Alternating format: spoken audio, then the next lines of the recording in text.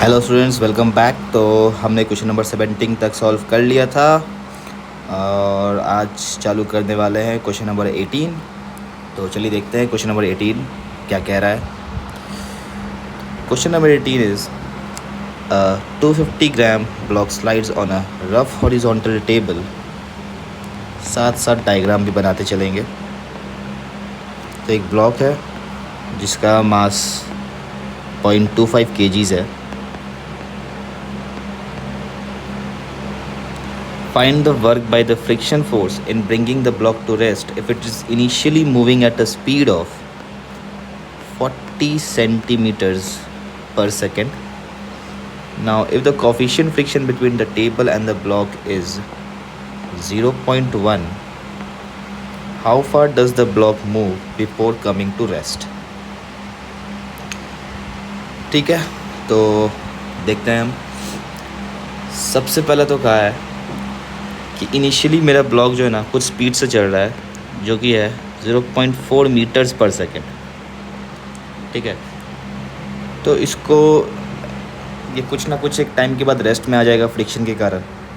तो फ्रिक्शन कितना वर्क किया होगा इस पर, तो हम इसे चलिए वर्क एनर्जी थ्योरम से सॉल्व करते हैं।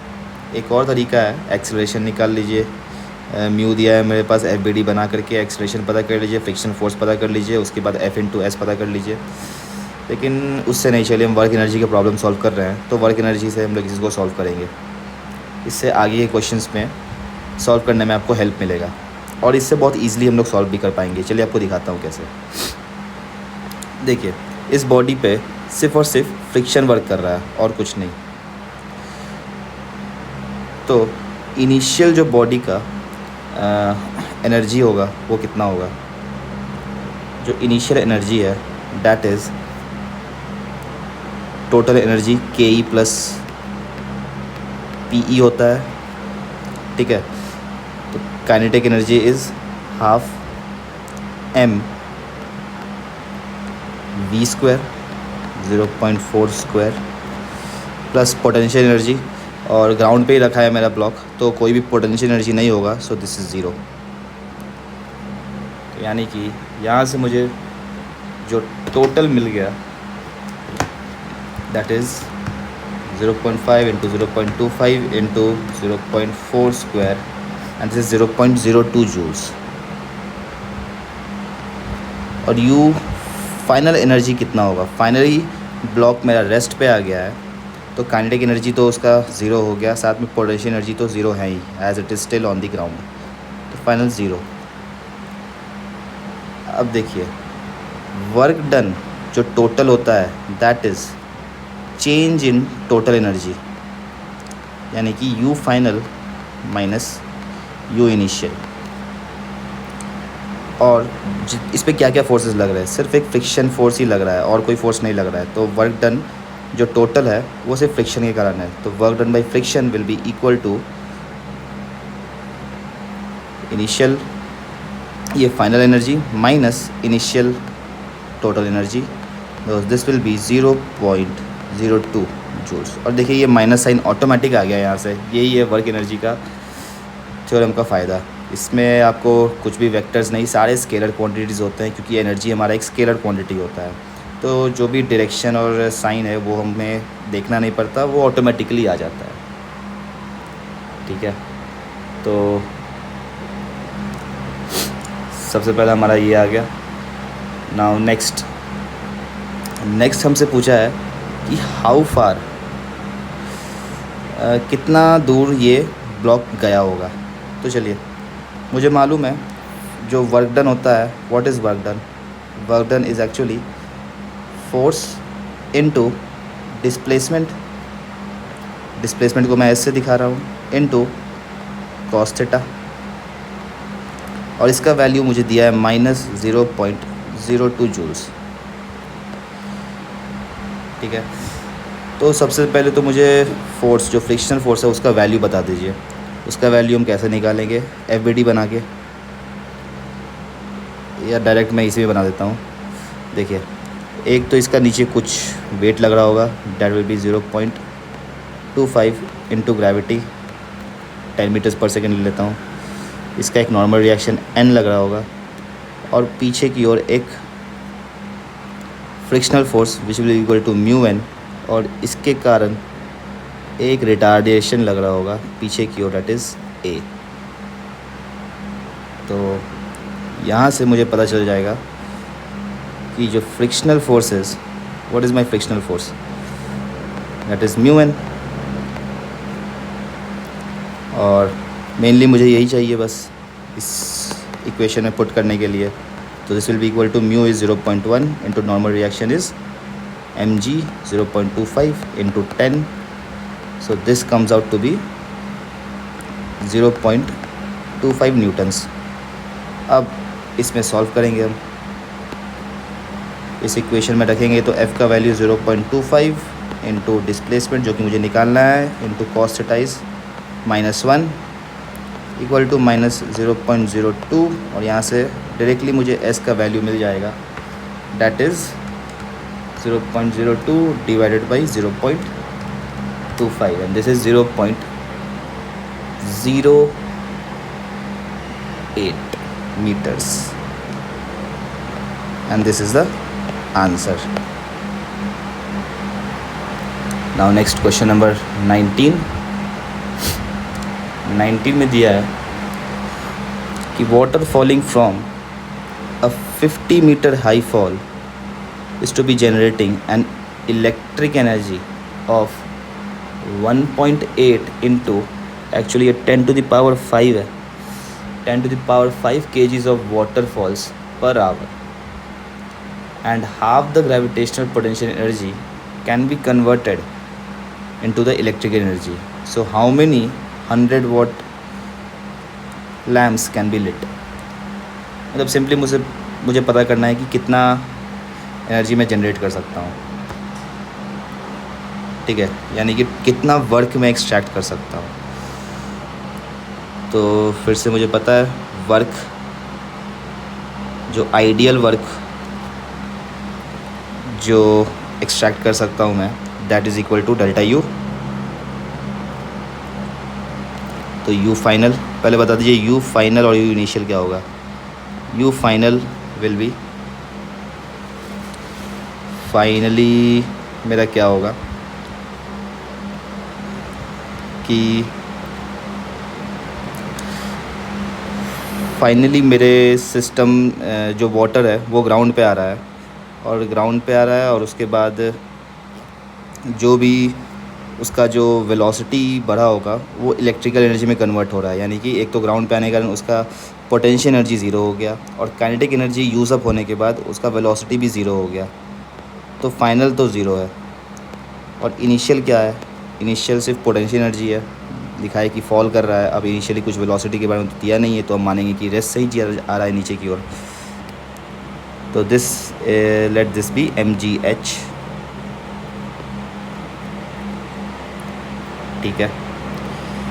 तो wi जो आइडियल वर्क होगा that will be final minus initial mgh। तो wi इज़ माइनस mgh। ये देखिए ये नेगेटिव साइन क्यों आया, क्योंकि मैं वाटर को सिस्टम मान रहा हूँ, और जब मैं वाटर को सिस्टम मान रहा हूँ और जब ये वाटर मेरा नीचे की ओर आ रहा है तो क्या हो रहा है, इसका एनर्जी रिड्यूस हो रहा है, यानी कि एनर्जी रिड्यूस हो रहा है और वो काइनेटिक एनर्जी में ट्रांसफ़र हो रहा है, and that kinetic energy is being used to generate power. तो इसके कारण मेरा सिस्टम पे एक नेगेटिव वर्क हो रहा है, मतलब मैं सिस्टम से वर्क एक्सट्रैक्ट कर रहा हूँ। वर्क जब मैं एक्सट्रैक्ट कर रहा हूँ ये इसीलिए नेगेटिव साइन आया है, और ये वर्क जो मैं एक्सट्रैक्ट किया हूँ इसको मैं इलेक्ट्रिकल एनर्जी में कन्वर्ट कर रहा हूँ। और जो W इलेक्ट्रिकल एनर्जी दिया है, देखिए वाटरफॉल्स, ये half of the gravitational potential energy can be converted to electrical energy. तो जो इलेक्ट्रिकल एनर्जी कन्वर्ट होगा that will be half of the WI, and this is half mgh। This will be positive, क्योंकि मुझसे पूछा है कितना energy हम generate कर रहे हैं, ठीक है।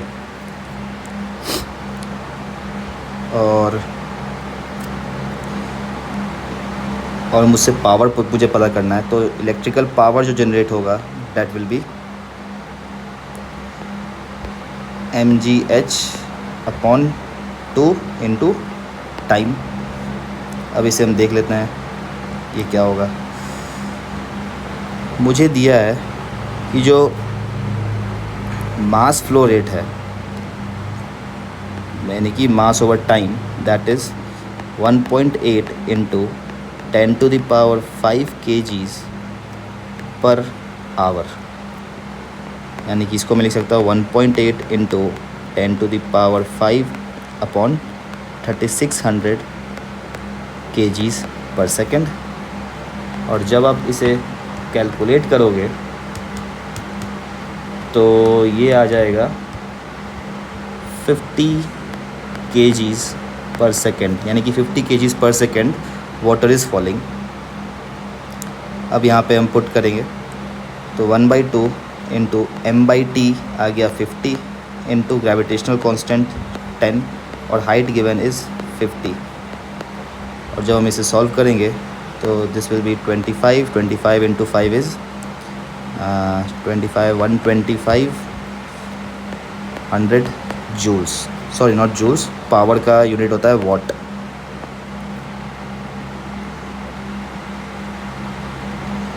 वॉट। तो यहाँ से मुझसे नेक्स्ट पूछा है कि कितने 100 वाट के बल्ब या फिर लैंप में जला सकता हूँ। तो 125 वाट का पावर है, जो नंबर ऑफ़ लैंप्स में जला सकता हूँ that will be 125 100 upon simple unitary method जो अपने स्कूल में सीखा होगा। This is 125 lamps can be lit. Answer 122 given है, दैट इज़ बिकॉज उन्होंने ग्रेविटेशनल कांस्टेंट 9.8 लिया होगा, इसलिए 122 आएगा। Next question number 20। A person is painting his house walls. He stands on a ladder with a bucket containing paint in one hand and brush in another. ठीक है, यानी कि एक लैडर पे एक आदमी खड़ा है,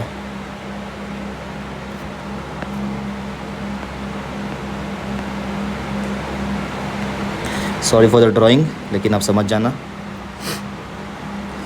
और इसके एक हाथ में पेंट का बकेट है, एक हाथ में ब्रश है। Suddenly the bucket slips from his hand and falls down on the floor.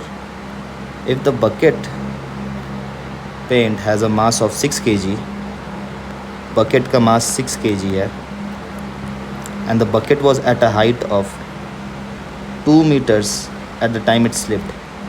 ये height 2 meter है. How much gravitational potential energy is lost together with the paint? तो कितना ग्रेविटेशनल पोटेंशियल लॉस हुआ है? तो वही डेल्टा जो U will be equal to delta PE। मुझसे पूछ रहा है पोटेंशियल एनर्जी, डेल्टा PE कितना होगा? mg लॉस्ट पूछा है ना, तो लॉस्ट कितना लूज़ हुआ है, तो this will B initial minus final. अगर कितना गेन होता वो पूछता, या फिर सिंपली चेंज पूछता मुझसे, तो मैं फाइनल माइनस इनिशियल करता। अब आप इसे सॉल्व कर लोगे तो this will come out to be 6 into gravity 10 into initial height is 0 minus 2, this will be minus 120 joules. यानी कि टोटल जो लॉस हुआ है, सॉरी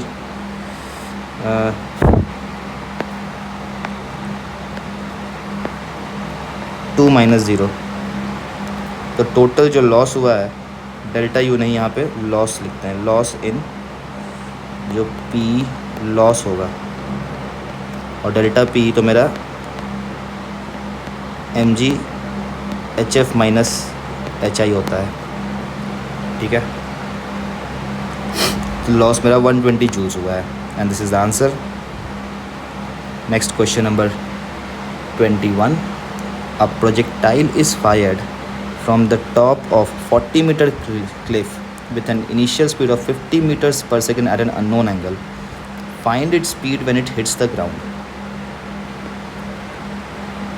देखिए यहाँ पे एक प्रोजेक्टाइल को फायर किया है मैंने एक अननोन एंगल थीटा पे, जो कि 40 मीटर हाइट पे है,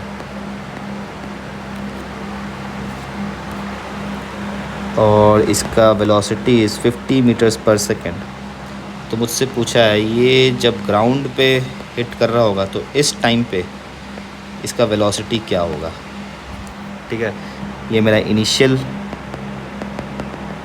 स्टेट है and this is my final state. तो बस वर्क एनर्जी थ्योरम लगा देंगे हम यहाँ पे देखिए एक्सटर्नली मैंने बॉल पे कोई वर्क नहीं किया है, कोई भी वर्क नहीं हो रहा है, तो फिर जो इनिशियल और फाइनल पोजीशंस पे जो total energy must be conserved, so U initial must be equal to U final, since कोई वर्क नहीं कर रहा है, कोई एक्सटर्नल फोर्स नहीं लग रहा है, तो कोई एक्सटर्नल वर्क नहीं है। तो इनिशियली क्या क्या होगा एनर्जीज, सबसे पहला पोटेंशियल एनर्जी होगा कुछ, that is mgh, plus ball के पास कुछ वेलोसिटी भी है, तो एक काइनेटिक एनर्जी भी हो गया हाफ mv², इक्वल टू फाइनली ये ग्राउंड को जब हिट करेगा, पूछा है ग्राउंड को जब हिट कर रहा है तो पोटेंशियल एनर्जी तो ज़ीरो हो गया, प्लस और इसके पास कुछ वेलोसिटी होगा तो हाफ m, इसको v' बोल देते हैं, v'²। ठीक है, बस अब एक्सप्रेशन आ गया, सारे वैल्यूज़ मुझे मालूम है। m will be cancelled out, let g be 10 into height is 40 plus v²/2 that is 50² equal to v'²/2। इसको आप सॉल्व करके v' निकाल लोगे तो ये आ जाएगा 400 प्लस 2500 डिवाइडेड बाई 2, 1650 आ गया ये, into 2 and root under expression will be 57.44 meters per second, and this is the answer. Next question number 22.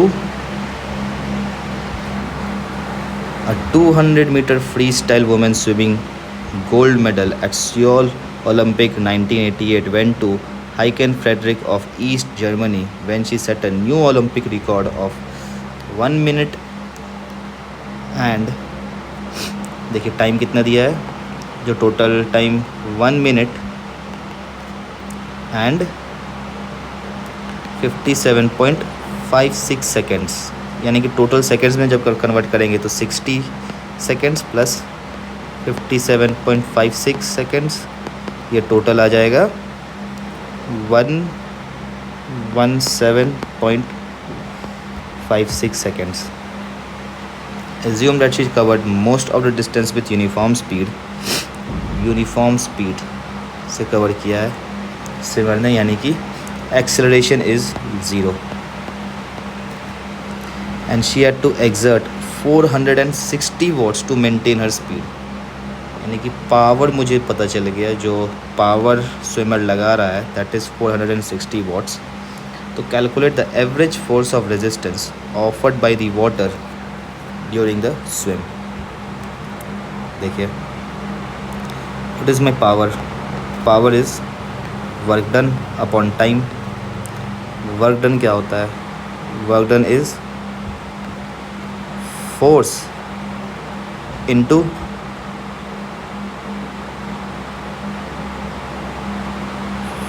Displacement into दोनों के बीच का कॉस थीटा और नीचे अपॉन टाइम, और डिस्प्लेसमेंट मुझे यहाँ दे दिया है 200 मीटर्स का डिस्प्लेसमेंट है। ठीक है,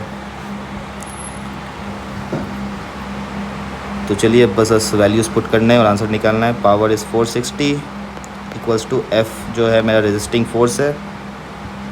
ठीक है, यहाँ पे देखिए मेरा जो स्विमर है ना, स्विमर अगर वो मैं देखूँ तो स्विमर कितना फोर्स लगा रहा है आगे की ओर? Swimmer will be applying exactly the force of resistance, F resistance, और पीछे की ओर इससे एफ लग रहा है, दैट इज़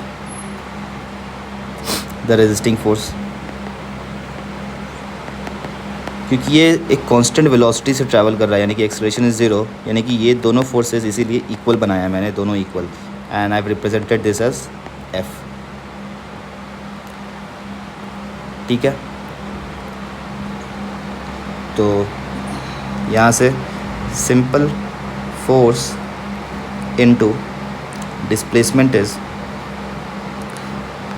200, दोनों के बीच का cos theta, resistance force will be opposite to the displacement, upon 117.56 is the time.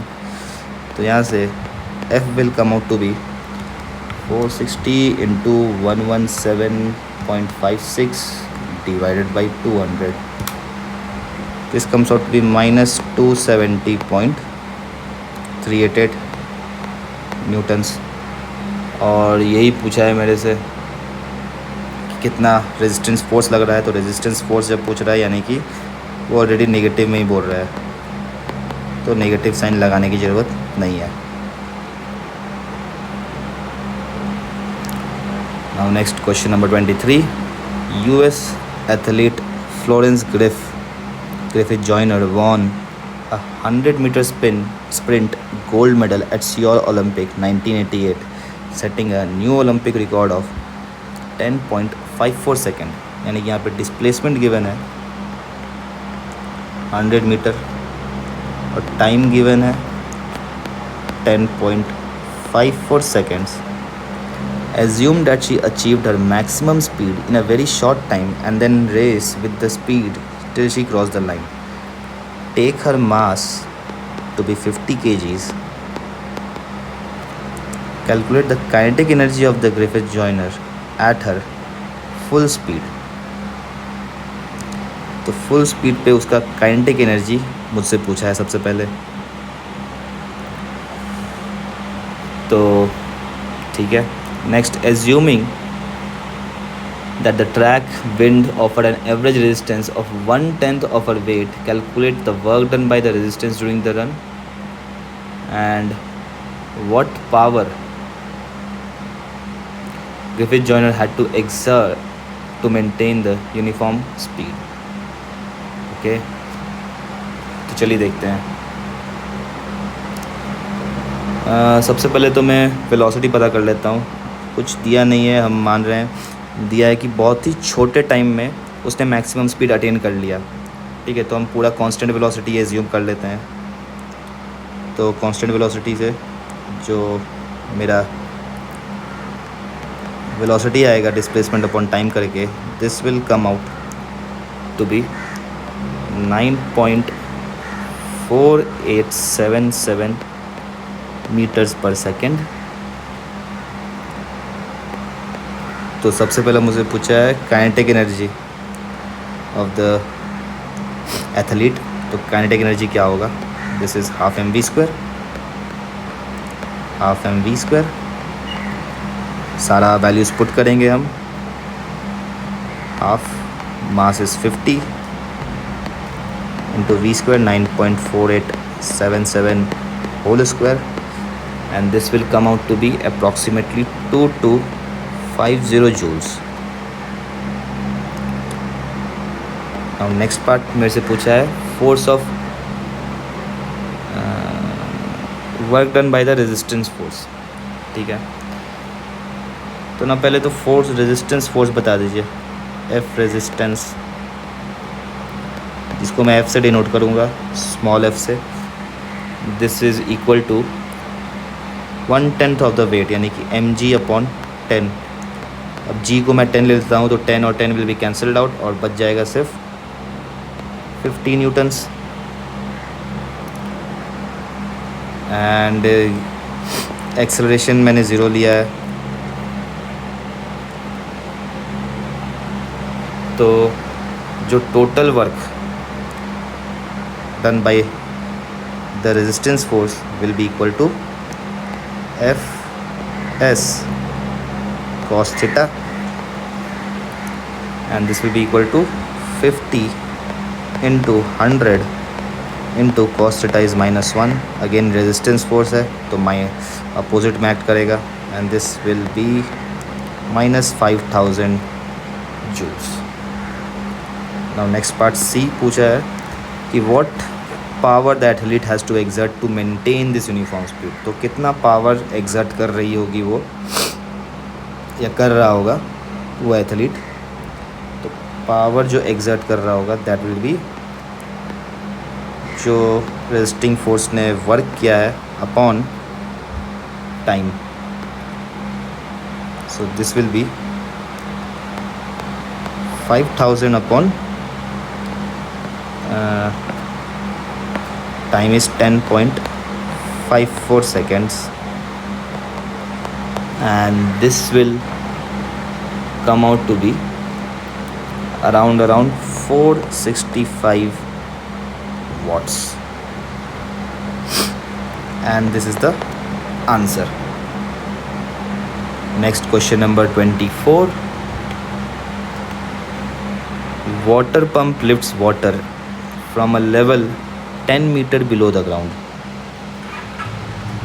एक वाटर पंप है, ठीक है, और ये जो है 10 मीटर नीचे से पानी को पंप कर रहा है.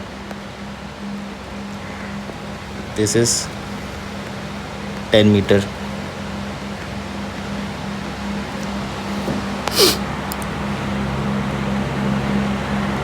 और वाटर का मास फ्लो रेट मुझे पता है.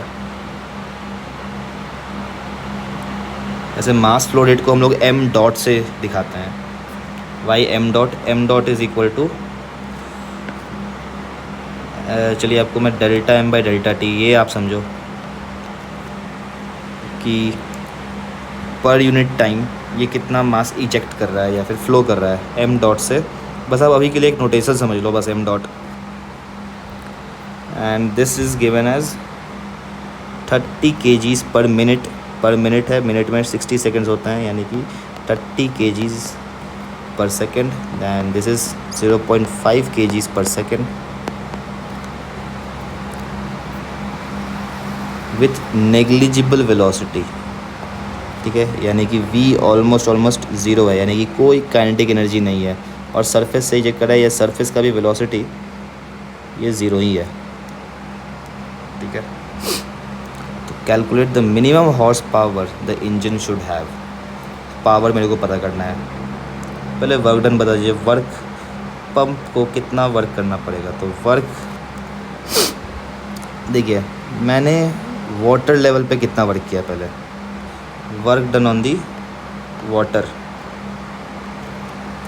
This is final minus initial total energy. तो जो फाइनल टोटल एनर्जी होगा दैट इज़, पहले तो इसका काइनेटिक एनर्जी 0 प्लस इसके पास अब फाइनली जब ये ऊपर आ चुका है तो एक पोटेंशियल एनर्जी आ गया इसके पास. कितना गेन हुआ है पोटेंशियल एनर्जी यहाँ से यहाँ तक, यानी कि mgh, where h is 10 metres, minus initially surface मेरा रेस्ट पे है तो काइनेटिक एनर्जी तो ज़ीरो हो गया, और पोटेंशियल एनर्जी मैंने रेफरेंस जो है सरफेस से ही माना है तो पोटेंशियल एनर्जी भी ज़ीरो हो गया. तो जो वाटर पे वर्क डन हुआ है that is equal to mgh. और ये वर्क डन कौन कर रहा है भाई? पंप ही कर रहा है. तो पंप का जो पावर होगा that will be equal to work done upon time. तो mgh अपॉन टाइम, यानी कि m/t क्या होता है? m dot into gh. m dot है 0.5, ग्रेविटी 10, हाइट 10 वॉट्स, यानी कि दिस विल बी 50 वॉट्स. और मेरे से पूछा है हॉर्स पावर में कितना होगा. तो 1 हॉर्स पावर इज़ 746 वॉट्स। तो पावर अगर हम हॉर्स पावर में बताएंगे तो this will be 50/746 horse power. This is equal to 6.6 into 10⁻⁻² horse powers, and this is the answer. Next question number 25. An unruly demonstrator lifts a stone of mass 200 gram from ground and throws it at the opponent. At the time of projection, the stone is 150 centimeter above the ground. यानी कि ground से एक stone 150 centimetre की height पे है, that is ये 1.5 metre होता है ऐसा यूनिट्स में, और इसका वेट है 200 ग्राम, और इसको मैं 0.2 kgs बोल देता हूँ, और इसको कुछ वेलोसिटी से थ्रो किया है अपने ओपोनेंट पे, और initially has a speed of 3 meters per second. To calculate the work by the demonstrator during this process. Now if it takes 1 second for the demonstrator to lift the stone and throw, what horsepower does he use? सबसे पहले तो total work कितना किया stone पे। Stone मेरा initially यहाँ पे था ग्राउंड पे, इनिशियल पोजीशन दिस, और फाइनली इस स्टेट पे आ गया है। तो फिर से वर्क डन जो हुआ है स्टोन पे, दैट इज़ इक्वल्स टू जो फाइनल टोटल एनर्जी होगा स्टोन का minus initial total energy of the stone. तो फाइनली क्या है मेरे पास, फाइनली जब स्टोन ऊपर आ गया है तो एक तो इसके पास पोटेंशियल एनर्जी है, साथ में काइनेटिक एनर्जी भी है, यानी कि mgh plus half mv² minus initially क्या था, ग्राउंड पे था, तो पोटेंशियल एनर्जी तो ज़ीरो है, और इनिशियली कोई इसके पास वेलोसिटी भी नहीं था, रेस्ट से ही अब डेमोन्स्ट्रेटर ने उठाया है, जब उठाया है तो इनिशियली वो रेस्ट पे था और ना तो उसके पास कोई वेलोसिटी था, यानी ग्राउंड पे था, और ना तो कोई उसके पास वेलोसिटी था, तो ये भी ज़ीरो।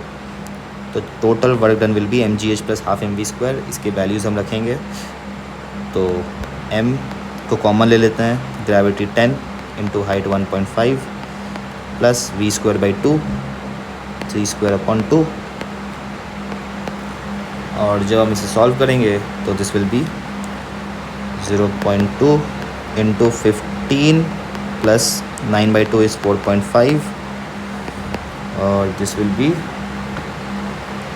19.5 इंटू 0.2 3.9 जूल्स का वर्क किया है।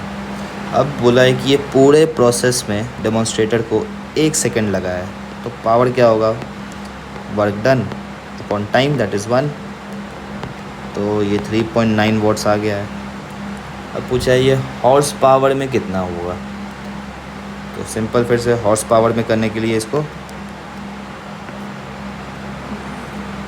मैं 3.9 को 746 से डिवाइड करूँगा, this will be in horse power, और ये आ जाएगा 5.14 into 10⁻³ horse powers. That's it. Next question number 26. In a factory, it is desired to lift 2000 kgs of metal through a distance of 12 meters in 1 minute. Find the minimum horsepower of the engine to be used. तो फिर से यही same concept है, जब metal को 12 metre के distance से उठाएंगे तो क्या हो रहा होगा, तो पोटेंशियल एनर्जी में चेंज हो रहा है। अब वेलोसिटी के बारे में कुछ दिया नहीं है, तो हम वेलोसिटी इनिशियल और फाइनल ज़ीरो ही मान लेते हैं, यानी कि धीरे धीरे उसको उठा करके 12 मीटर के हाइट पे लाया है। तो work done will be gain, जो भी गेन हुआ है फिर से वही you final minus you initial, जो वर्क डन किया है मेटल पे, तो यू फाइनल इज़ mgh, और इनिशियली वो ग्राउंड पे है तो पोटेंशियल एनर्जी ज़ीरो, यानी कि मास इज़ 2000, ग्रेविटी 10 और हाइट है 12 मीटर्स। जब इसे सॉल्व करेंगे तो दिस विल बी 12 इंटू 224 और 4 ज़ीरोज़ आ गए, इतना जूल्स। अब मुझे बोला है ये पूरा चीज़ मुझे 1 मिनट में करना है, तो पावर क्या हो जाएगा, work done on the metal upon time, यानी कि 240,000 अपॉन टाइम। 1 मिनट में 60 सेकेंड्स होते हैं, 0 0 कैंसिल, 6 4 या 24, यानी कि 4000, दिस इज़ 4000 वाट।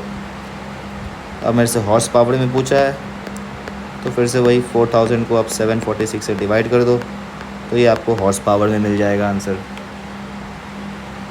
और ये आ जाएगा अराउंड 5.3 हॉर्स पावर्स आ जाएगा ये।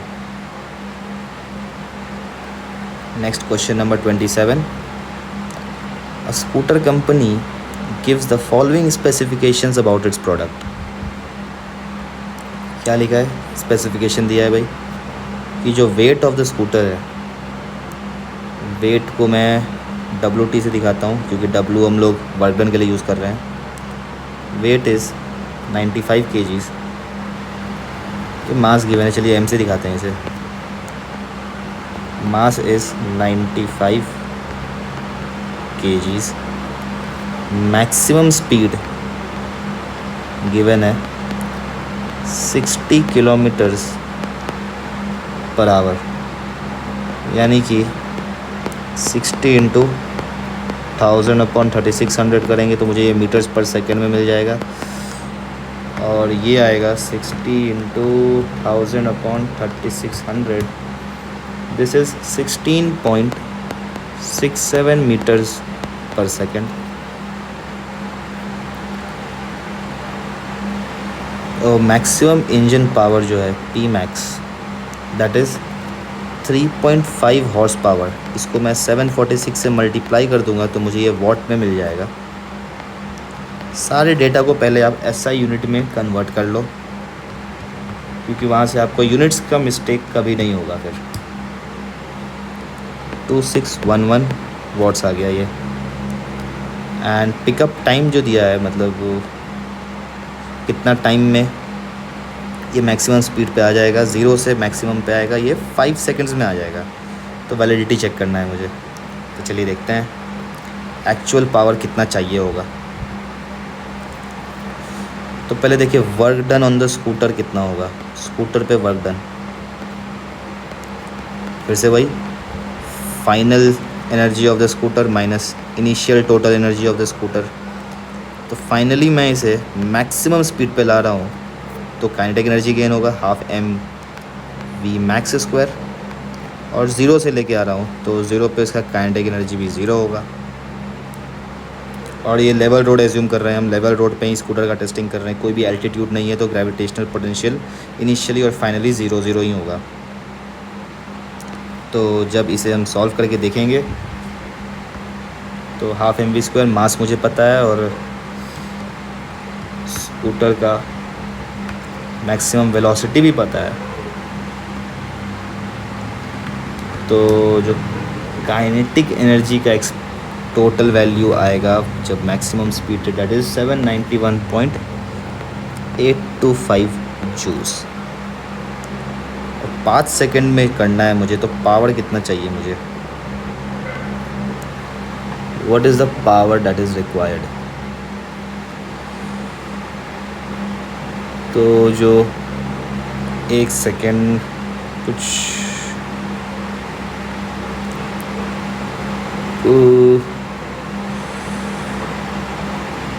क्वेश्चन 27, ठीक है।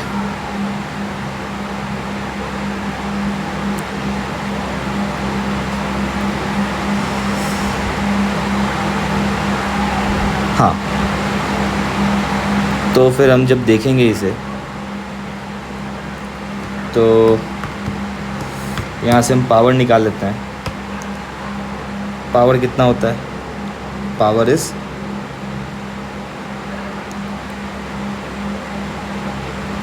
Power will be work done upon time, यानी कि 791.825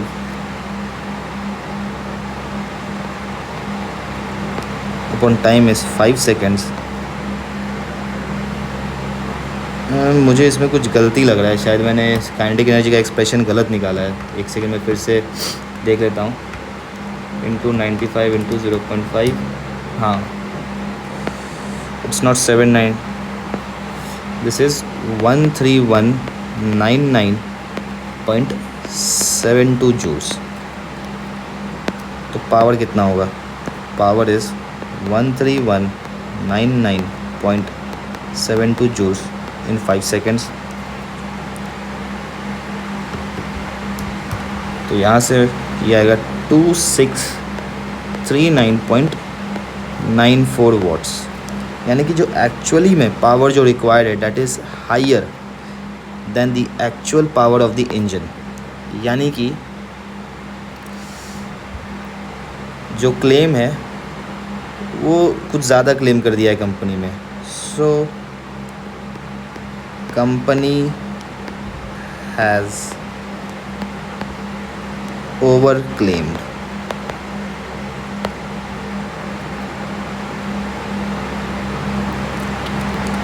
क्वेश्चन 28 देखते हैं। क्वेश्चन नंबर 28 में कहा है कि अ ब्लॉक ऑफ मास जिसका 30 kg मास है is brought down by chain. इसको एक चेन से नीचे लेके आ रहे हैं, यानी कि पहले ये ऊपर में है कुछ मास, फिर इसको नीचे लेके आए हैं, और इसका स्पीड अब जो हो गया है दैट इज़ 40 सेंटीमीटर्स पर सेकेंड, यानी कि 0.4 metres per second in dropping through 2 meters of height। Find the work done by chain during the process. तो चेन ने कितना वर्क किया?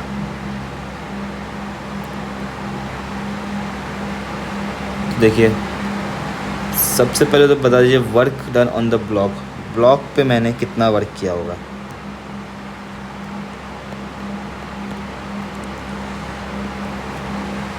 Work done on the block is final minus initial. तो final मेरे पास क्या है? फाइनल, चलिए मैं इसी पॉइंट को रेफरेंस मान लेता हूँ।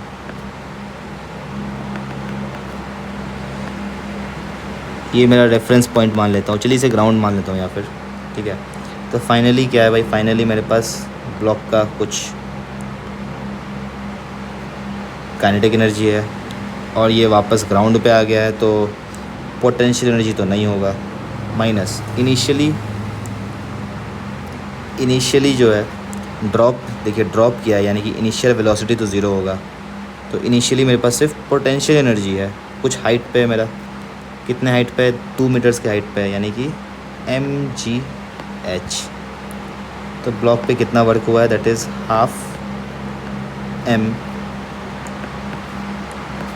Half mass is 30 kgs into v square 0.4 whole square minus mg into h। और इसे जब आप सॉल्व करोगे तो ये आ जाएगा 15 into 0.16 that is 2.4 minus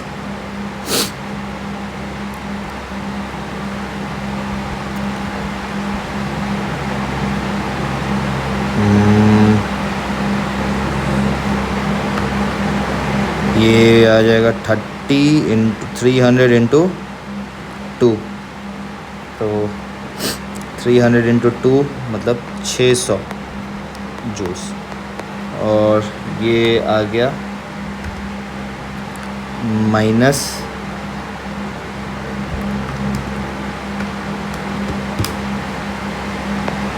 597.6 joules. यानी कि मैंने ब्लॉक पे इतना वर्क किया है, मतलब एक्चुअल में जो है वर्क, जो ब्लॉक का एनर्जी है वो रिड्यूस हो गया। Final energy is less than the initial energy. तो चेन ने कितना वर्क किया?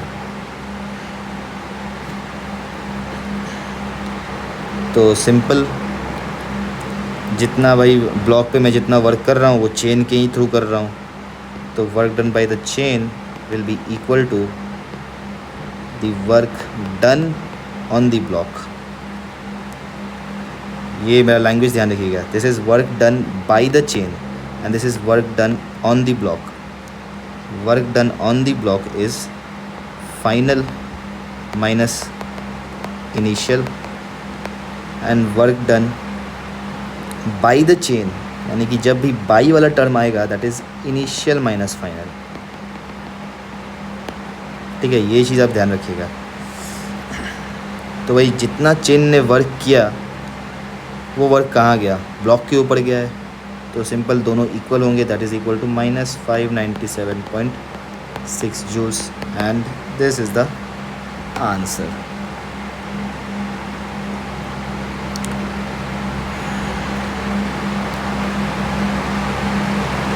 ठीक है, एक सेकेंड, जो आंसर गिवन है, ओके, आंसर 9.8 को लेके किया गया है। So it is approximately equal. अगर आप 9.8 लोगे तो मैं एक बार वेरीफाई भी कर ही लेता हूँ। 2.4 minus 30 into 9.8 into 2, this is, हाँ 9.8 लेके answer will be same, no issues. Now question number 29 and next question 30। बस 2 क्वेश्चंस और बाकी है, इसे हम फटाफट निपटाते हैं और आज का वीडियो ख़त्म करेंगे फिर। The heavier block on the Atwood machine has a mass twice that of the lighter one. यानी कि 2 ब्लॉक्स है, एक M1 और एक M2 एंड M1 का मास M है तो M2 का मास इज़ 2M। ओके, और एटवुड मशीन बस कुछ नहीं, एक पुली मास सिस्टम होता है। ये मैंने पहले के चैप्टर्स में बताया हुआ है। ये एक एटवुड मशीन, बस सिंपल आप यही समझो। इसका मास 2M है तो इसका मास M है। The tension in the string is 16 newtons when the system is set into motion. Tension is 16 newtons. Find the decrease in the gravitational potential energy during the first second after the system is released from rest. तो 1 second में कितना decrease होगा मेरा system का potential energy? तो देखिए, ये एक तरह से न्यूटन्स लॉज ऑफ मोशन का क्वेश्चन है। ऐसे बहुत क्वेश्चंस किए थे हमने। ये एक्सेलरेशन, इस पर एक फोर्स लगेगा नीचे की ओर 2mg, इस पर नीचे की ओर फोर्स लगेगा mg। अब इक्वेशंस ऑफ मोशन लिखेंगे तो 2mg minus T is equals to 2ma and t minus mg। ऐसे क्वेश्चन मैंने न्यूटन्स लॉज ऑफ मोशन में फोर्सेस में बहुत सारे सॉल्व किए हैं। सो अगर आपको ये समझ में नहीं आ रहा है तो प्लीज़ विजिट दैट। अब दोनों इक्वेशंस को ऐड कर देंगे तो mg will be equal to 3ma and यहाँ से acceleration will be equal to, just a second,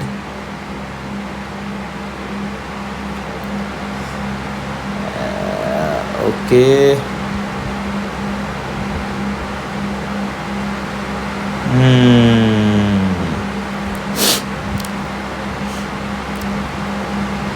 2mg minus t is 2ma, ठीक है ये भी, and t minus mg is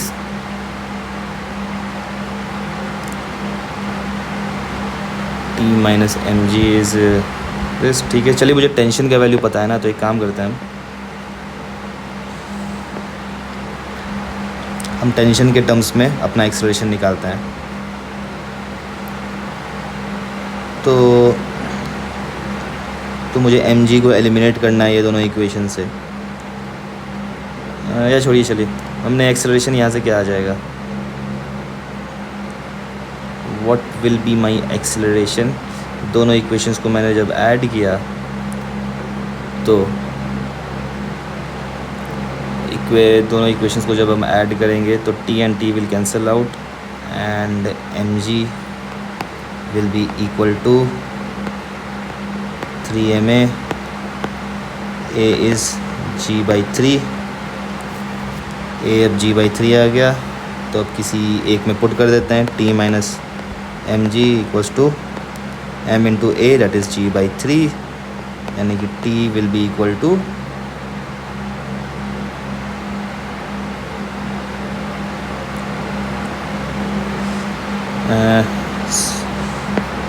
या इसे छोड़िए, हम सिंपल इसको a ही रहने देते हैं, g को हम 3a पुट कर देते हैं, तो ये 3ma हो जाएगा, यानी कि t is equals to 4ma and यहाँ से acceleration will be t upon 4m, t is 16 upon 4 m, तो यहाँ से this will come out to be 4 upon m। Acceleration आ गया मेरे पास, this is 4/m metres per second square. अब मेरे से पूछा है कि 1 सेकेंड में सिस्टम का total loss in potential energy कितना है। ठीक है, तो एक चीज़ देखिएगा, 1 सेकंड में क्या होगा, ये वाला ब्लॉक नीचे जाएगा, लॉस होगा पोटेंशियल एनर्जी इस ब्लॉक में, और इस ब्लॉक में पोटेंशियल एनर्जी गेन होगा क्योंकि ये ऊपर की ओर जा रहा है। ठीक है, पहले तो S बता दीजिए, S कितना होगा, that is displacement ut plus half at square, initially ये 0 है, यानी कि half acceleration is 4/m into T square that is 1 square, यानी कि 2/m डिस्प्लेसमेंट हुआ है। तो जो नेट पोटेंशियल एनर्जी में डिक्रीज़ होगा वो कितना हो रहा है, तो इस ब्लॉक में पोटेंशियल एनर्जी जो लॉस हो रहा है वो नीचे जाने के कारण हो रहा है, दैट इज़, तो नीचे जा रहा है तो लॉस कितना हुआ, mgh m into g into h, h is 2/m plus ये ब्लॉक ऊपर की ओर जा रहा है तो इसमें पोटेंशियल एनर्जी गेन हो रहा है, तो गेन हो रहा है, मुझे लॉस पता करना है, तो एक माइनस साइन होगा, minus mgh mg into height is 2/m जो डिस्प्लेसमेंट आया, यानी कि यहाँ से this and this is cancelled, this and this is cancelled, 4g minus 2g, this comes out to be 2g and g को हम 10 ले लेते हैं, तो this will be 20 joules and this is the answer. Next question number 30. Two blocks in an Atwood machine have masses 2 kg and 3 kg. Find the work done by the gravity during the 4th second after the system is released from rest. ठीक है, 4th second पे पूछा है, तो देखिए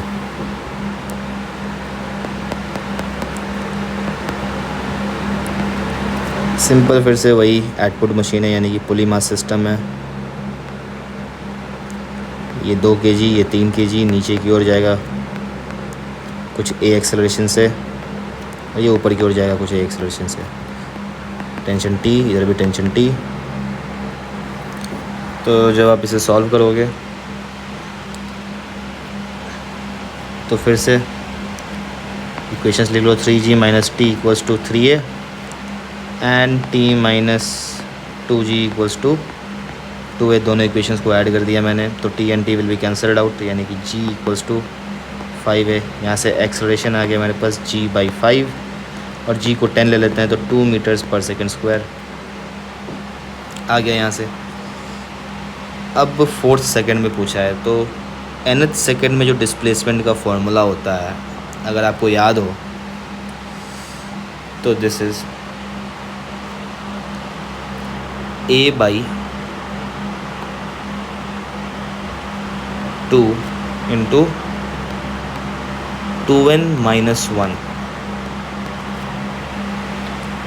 और यहाँ से जा जाएगा ये 1 इंटू 2 इंटू 4th सेकेंड में पूछा है तो 4th माइनस 1, 4 2 जा 8 माइनस 1 इज़ 7 मीटर्स। ठीक है, तो 7 मीटर्स जो है दोनों ब्लॉक्स कवर करेंगे, तो वर्क डन बाई ग्रेविटी कितना होगा। अब देखिए 3 kg ब्लॉक पे ग्रेविटी फोर्स तो नीचे की ओर लग रहा है और डिस्प्लेसमेंट भी इसका नीचे की ओर है, यानी कि दोनों के बीच का एंगल 0 है, तो पॉजिटिव वर्क कर रहा है यहाँ पे ग्रेविटी। और वो कितना है, mg इनटू जो डिस्टेंस है दैट इज़ 7 प्लस ये ब्लॉक जा रहा है ऊपर की ओर, ग्रेविटी लग रहा है नीचे की ओर, यानी कि gravity negative force negative work कर रहा है, दैट इज़ -2g इंटू 7, यानी कि ये हो गया 21g minus 14g that is equals to 7g, that is